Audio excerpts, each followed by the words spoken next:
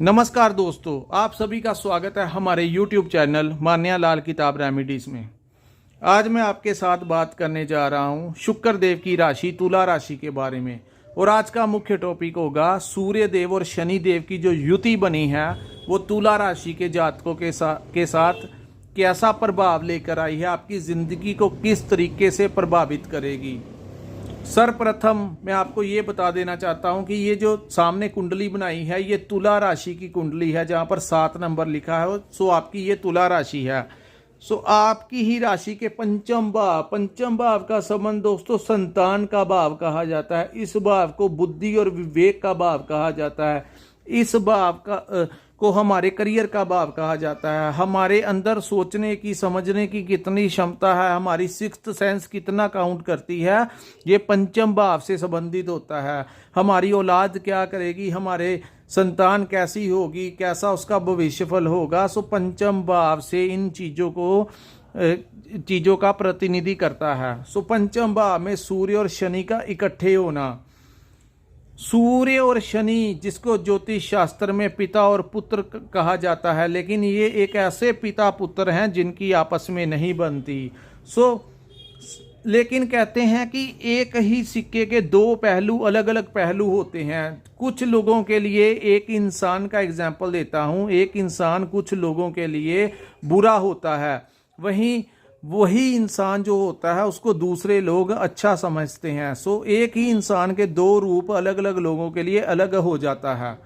ऐसे ही ये जो युति होती है, अगर आपके अच्छे भाव में बन जाए तो आपके लिए बहुत ज़्यादा अच्छा कर देती है। क्योंकि देखने में आया है जितने बड़े रिसर्चर हुए हैं, जितने बड़े टेक्निकल लाइन में जिन्होंने अपना नाम बनाया है, जिन्होंने इंजीनियर लाइन में अपनी कोई डिस्कवरी की है, कोई बहुत बड़ा आविष्कार किया है, तो उन लोगों की, उन जातकों की कुंडली में सूर्य और शनि की युति देखने को मिली है। तो दोस्तों यहाँ पर हम सबसे पहले बात करेंगे कि 11 फरवरी का जब समय आया तो शनि देव अस्त हो गए आपकी कुंडली के पंचम भाव में बैठकर। तो शनि देव जो हैं किसी एक भाव के अंदर 2.5 साल के लिए गोचर करते हैं। कहीं पर वो कुछ समय बाद वो वक्री हो जाते हैं, कभी वो वहां पर ही बैठे मार्गी हो जाते हैं और कभी कभी वो अस्त हो जाते हैं। वहीं हम बात करते हैं सूर्य देव की। तो सूर्य देव हर माह अपना भाव बदल लेते हैं। जैसे ही 11 फरवरी का समय हुआ, शनि देव ने अपनी आंखें बंद कर ली, वो अस्त हो गए। तो अस्त होने का मतलब होता है शनि देव दृष्टिहीन हो गए। उन्होंने अपनी दृष्टियां जिस भाव में पड़ रही थी उन भावों को उन्होंने अपनी दृष्टियां खींच ली। देखने जिन लोगों की कुंडली में शनि की अवस्था अच्छी थी, उन लोगों की कुंडली में सबसे ज़्यादा फायदा हो रहा था। पार्टनरशिप में जो भी काम कर रहे थे तो उन लोगों को बड़ा लाभ मिल रहा था।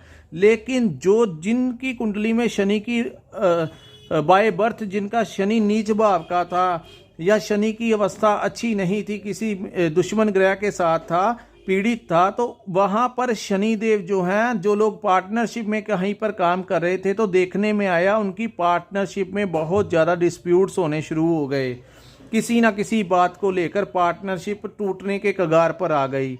लेकिन अब वही शनि जो हैं उन्होंने अपनी दृष्टियों को बंद कर लिया। कहीं ना कहीं ये वाला क्षेत्र प्रभावित होगा।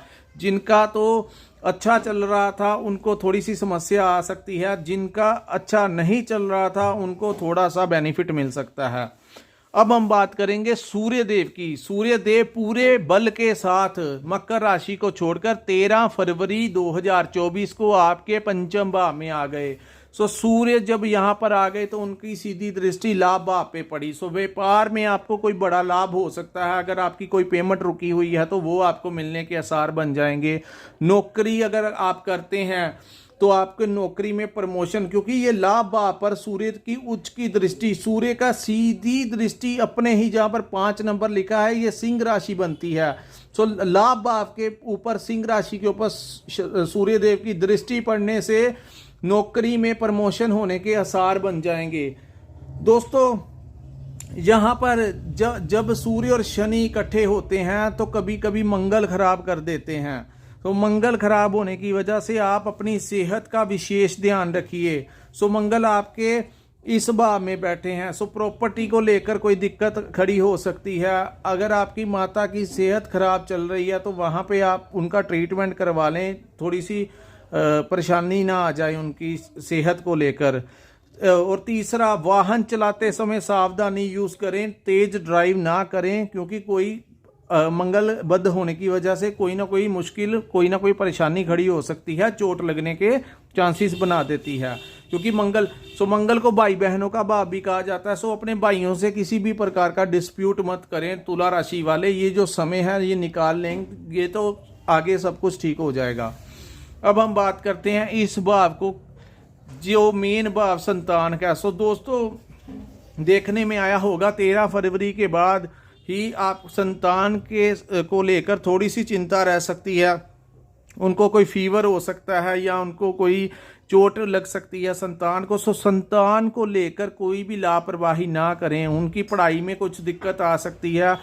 अगर वो कोई कंपटीशन कर रहे थे तो वहाँ पर उनको उनका आत्म बल जो है वो कहीं ना कहीं उनको, कि संतान भाव पे सूर्य बैठे हैं और साथ में शनि है, तो अपनी संतान का बड़ा खास आपको ध्यान रखना पड़ेगा। आप अपनी सेहत का, वाहन का और संतान संबंधी ध्यान रखें। पैसा आएगा, व्यापार अच्छा चलेगा, लेकिन पार्टनरशिप में भी आपको थोड़ी सी वो दिक्कत करने की कोशिश करेंगे। सो ये जो समय होगा उसमें आपने वाद विवाद में नहीं पड़ना। Discussion is the solution. So बातचीत करके अपनी बातों का जहां तक हो सके वहां तक समाधान निकालने की कोशिश करें।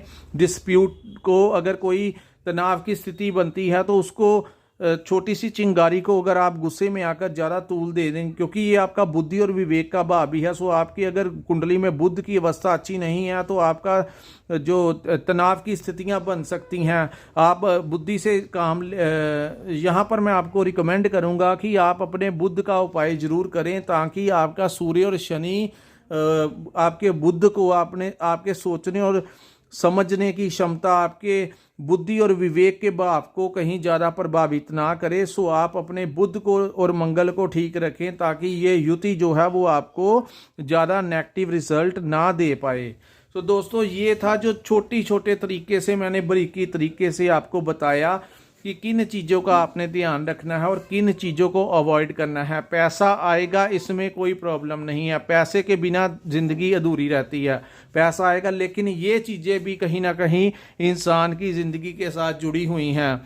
सो पार्टनर जो है, पार्टनर का स्वभाव में चिड़चिड़ापन आ सकता है। पार्टनर दोस्तों सिर्फ बिजनेस पार्टनर नहीं होता। पार्टनर का मतलब होता है कि हमारी जो मैरिज लाइफ है वहीं, वो भी हमारा एक लाइफ पार्टनर है। बिजनेस पार्टनर है तो वो भी हमारा पार्टनर होता है। सो पार्टनर के लव पार्टनर भी हम कह सकते हैं। तो उनके स्वभाव में चिड़चिड़ापन आएगा और वो कहीं ना कहीं आपको देखने को मिलेगा। सो आपने अगर उनसे विवाद कर लिया तो विवाद जो है वो उग्र रूप धारण कर सकता है। सो आप तुला राशि वालों ने जहां पर थोड़ी चीज़ों को अवॉइड करना है।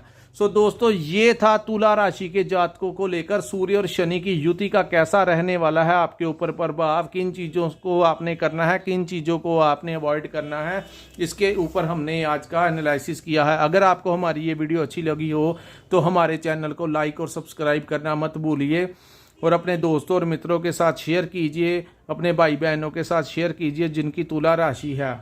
अगर आपने अपनी कुंडली का विश्लेषण करवाना होगा तो ऊपर स्क्रीन के ऊपर हमारा एक नंबर शो हो रहा होगा। आप वहां पर हमारे साथ व्हाट्सएप पे कांटेक्ट करके अपनी कुंडली का पूर्ण तरीके से एनालिसिस करवा सकते हैं।